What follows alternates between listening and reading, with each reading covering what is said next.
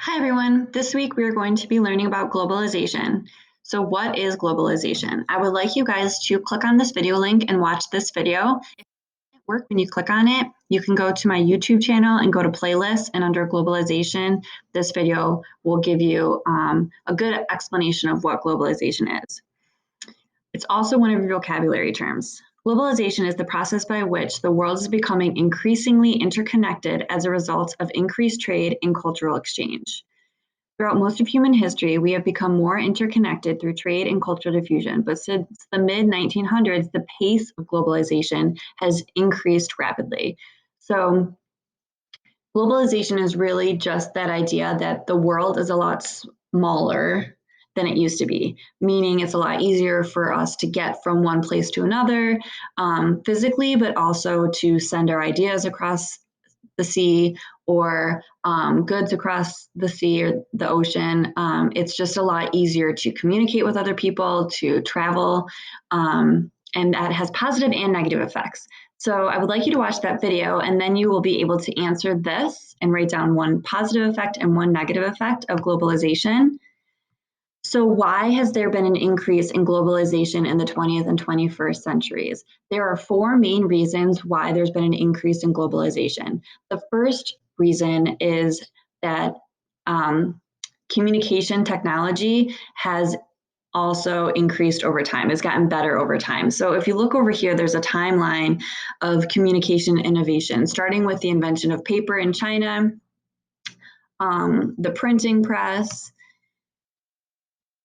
and then Amazon being launched, Google being launched, YouTube, Twitter, all these things deal with communication and how people communicate with each other. So since the establishment of the first civilizations, innovations in communications technology have made it easier and faster for people to communicate over long distances. In the 20th and 21st centuries, the speed of innovation has accelerated, making it possible for us to communicate with one another across the globe in real time on cell phones as we walk down the street. Through the internet, we can now buy goods made by people who live on different continents and transfer money to them with the click of a button, even if we use different currency. The innovations that have made that possible have increased the rate of globalization. I would like you to watch this short video about how farmers in Africa are using cell phones to increase their crop yields and how an important piece of technology for them in becoming more successful as a farmer is using cell phones. These two charts right here, this one shows internet users worldwide per year, per 100 people. So if you look, that the internet usage has obviously increased. The same with cell phones. The second chart is talking about cell phones. So I'd like you to use this information to answer these three questions. Reason number two why globalization has increased is the innovation of transportation. So in the 20th and 21st centuries, innovations in transportation, specifically having to do with shipping, have made it faster and less expensive for goods to be transported from one place to another. This has opened up new possibilities for where goods are produced and where they can be sold, which has brought most of the world into a globalized economy. So what that means is because we have new innovations in technology, it's cheaper to get cotton from the United States, ship it to India to be made into cloth and made into a shirt, ship it back to Europe to be screen printed and then sold in Europe and the United States. It doesn't sound like it would save money to ship a product that many times before the final product can be made and then sold, but it does because of these innovations in transportation technology. So I would like you to watch this short video about containerization, and that's what is shown like in this picture right here, these containers being put onto these ships and then transported around the world. And then you should be able to answer these three questions. Reason number three is the promotion of an increase in free trade. So here's some vocabulary terms that are important to understand. An export is something that's exiting the country or leaving the country. An import is something that's coming into the country. A tariff is a tax on those goods that are either coming in or out of a country. A quota is a fixed amount of something or number of things that can can be produced, exported, or imported. Free trade is international trade in which there are no restrictions on what is traded, how much is traded, and how much it costs to trade. And then the standard of living is one's level of wealth and material comfort. So free trade is the name given to international trade in which there are no restrictions on what is traded, how much is traded, and how much it costs to trade. Countries prevent free trade by requiring companies to pay tariffs on goods that they import or export, or by establishing quotas that set a limit on the number of goods being traded. A country can use tariffs and quotas to either encourage or discourage trade. For example, country A might raise tariffs on imports to discourage computer companies from country B from selling their laptops in country A. Country B's computer companies would be less likely to sell laptops in country A because they would have to pay money in order to do that. And that would lessen their profit. Country A might also raise tariffs to give the computer companies in their own country an advantage over companies from other countries, with hopes of keeping more factories, computer stores, and related jobs in their country.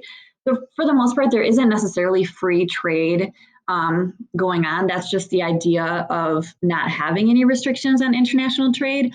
Most companies would love free trade because it would make them be able to make as much money as possible and not have to pay taxes on when they ship things to other countries. But like that example just said, some countries choose to put tariffs on goods coming into the country so that the companies from within their own country have an advantage.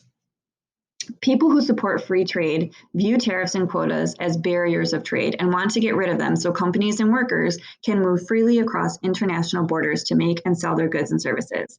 They believe by doing this, companies will be able to make products as inexpensively as possible. People will be free to move to where they can find work more easily, and in the end, more people will have jobs, companies will make more profits, and consumers will be able to get goods and services at the best price. Right now, there are no examples of purely free trade economies, but several organizations are working actively to make that a reality. When barriers to trade like tariffs and quotas are lifted, the pace of globalization is accelerated because businesses see an opportunity to make more profit. So they build more factories where labor is inexpensive and more stores where people are wealthy enough to purchase their goods. The places where the factories and stores are built and where the company is headquartered are then more interconnected. Organizations that promote free trade. Some organizations promote free trade because it serves their interests. The actions they have taken to make free trade a reality are some of the reasons why globalization has increased in the 20th and 21st centuries. In the activity below, you will learn about two organizations, multinational corporations and the World Trade Organization. So, what are multinational corporations? A multinational corporation is a business that owns or controls production of goods or services in one or more countries other than their home country. It can also be referred to as an international corporation or a transnational corporation. The world's most well-known companies are multinational corporations. For example, McDonald's, which is an American-owned company, has restaurants in countries all over the world and gets ingredients for their food from multiple countries. Clothing manufacturers like Nike might get the cotton to make their materials from the United States, then ship that cotton to Bangladesh to have it turned into a shirt, and then have it shipped to Berlin, Germany to sell it. So why do multinational corporations support free trade? Businesses are able to profit the most if they keep costs for materials and manufacturing low while selling for the highest possible price. Different parts of the world have different standards of living, which means that they have different levels of wealth. Multinational corporations support free trade for three main reasons. One, free trade enables multinational corporations to buy materials at the lowest cost possible without having to pay tariffs. Number two, because of free trade, they can build factories in countries with low standards of living, which means they do not have to pay workers as much as they would in countries with higher standards of living. And the third reason is multinational corporations can then sell their goods, which they made, with as little cost as possible to people in wealthy nations that have high standards of living who will pay the highest price without having to pay the tariffs. So basically, multinational corporations support free trade because they're able to make the most money possible if they're not paying taxes every time they ship their goods around. The World Trade Organization. So what is the World Trade Organization? It is an international organization that negotiates trade agreements between countries. Through their agreements, which most countries in the world have signed, the WTO sets the rules for international trade. According to the WTO, their goal is to help producers of goods and services, exporters and importers conduct their business while allowing governments to meet social and environmental objectives, and to help trade flow as freely as possible. The WTO encourages free trade by requiring governments to lower tariffs, quotas, and other restrictions to trade through the contracts they sign. The World Trade Organization also helps countries settle trade disputes, which usually arises when one country accuses another of not following the rules of the agreement that were negotiated with the WTO. Usually, a dispute occurs when one country raises tariffs on another or gives subsidies, money from the government to their own companies so they can have an advantage over foreign businesses.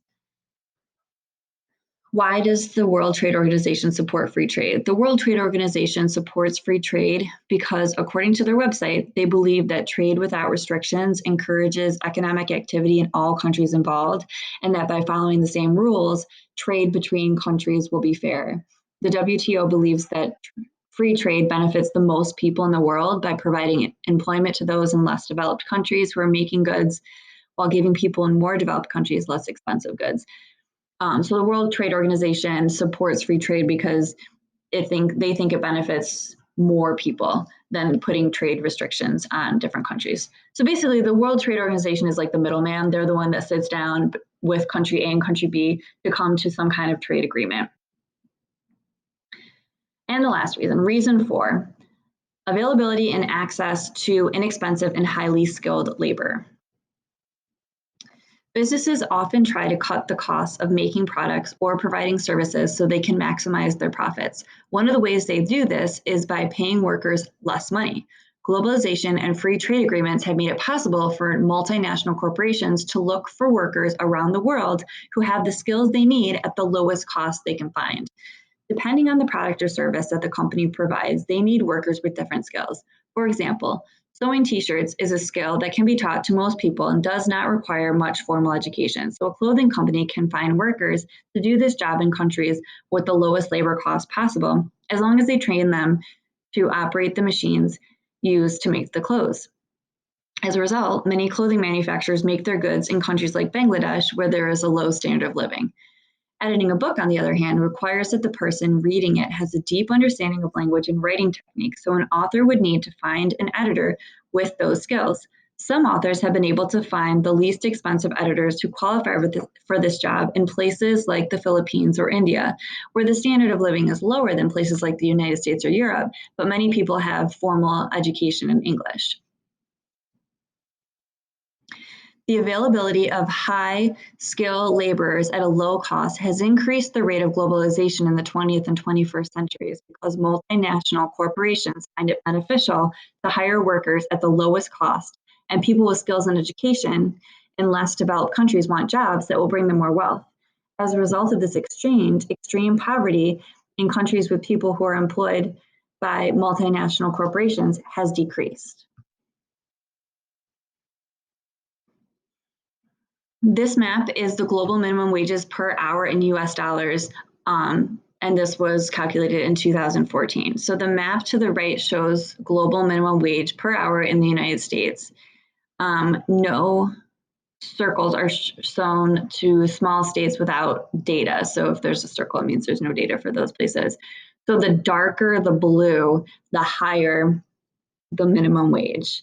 So multinational corporations are going to want to hire laborers that have a lower minimum wage, so these really light shaded areas, in order to keep their costs down and make as much money as possible.